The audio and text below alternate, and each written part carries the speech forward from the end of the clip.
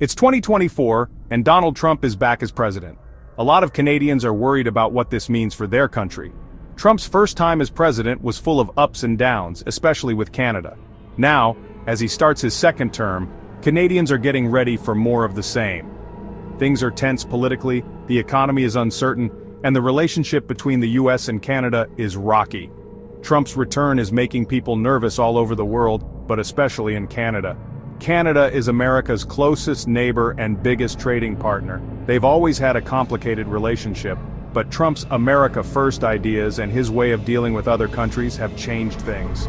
For Canadians, a lot is at stake.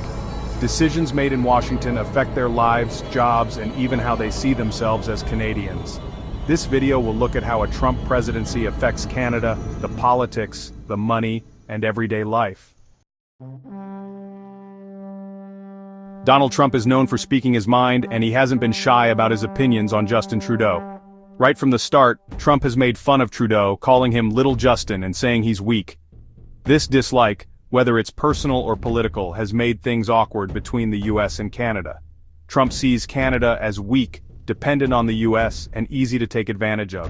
He thinks that if Canada wins, the US has to lose. This has made him tough on Canada in trade talks, and he's always pushing for Canada to give up more. Trump even calls Trudeau the governor of the 51st state, which shows he doesn't really get that Canada is its own country. This attitude, along with Trump's unpredictable decisions, has Canadians worried about their relationship with the US. One of the biggest ways Trump's presidency has affected Canada is trade. Trump's America First plan, focusing on protecting American businesses, has been a big deal for Canada. NAFTA, a really important trade agreement between the US, Canada, and Mexico, was replaced by the USMCA. Many people think the USMCA isn't very good for Canada and could cause problems later on. Trump said it was a big win for American workers, but Canadians aren't so sure. Some industries, like car makers, might lose jobs. Canadian dairy farmers also feel let down. They didn't get much from the USMCA, even though dairy has always been a big issue in trade talks. And there's always the worry that Trump might put tariffs on Canadian goods. He's done it before with steel and aluminum, and it hurt Canadian businesses.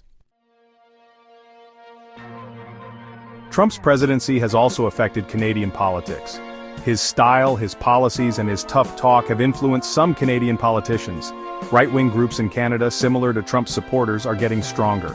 The Conservative Party of Canada is dealing with these new, more extreme groups.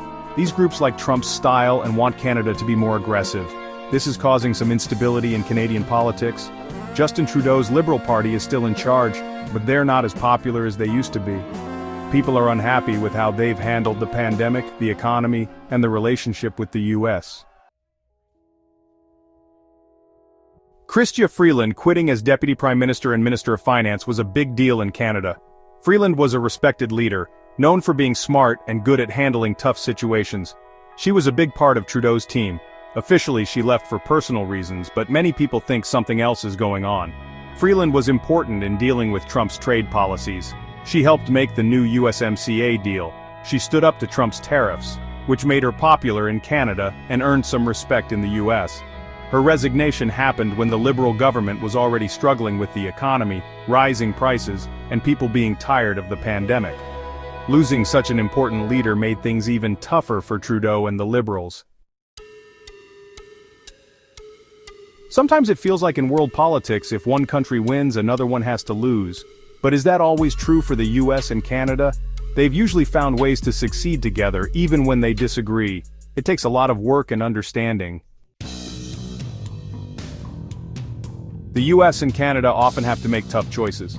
What happens in one country affects the other.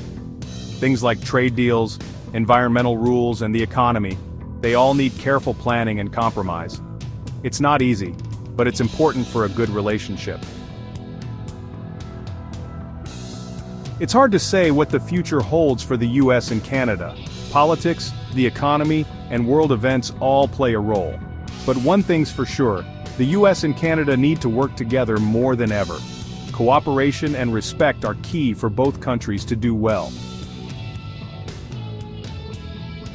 Dealing with international relations is like sailing a ship in a storm. The US and Canada need to keep talking, understanding each other, and working together. Even when things get rough, the strong friendship between the two countries gives us hope. Together, they can handle anything and come out stronger.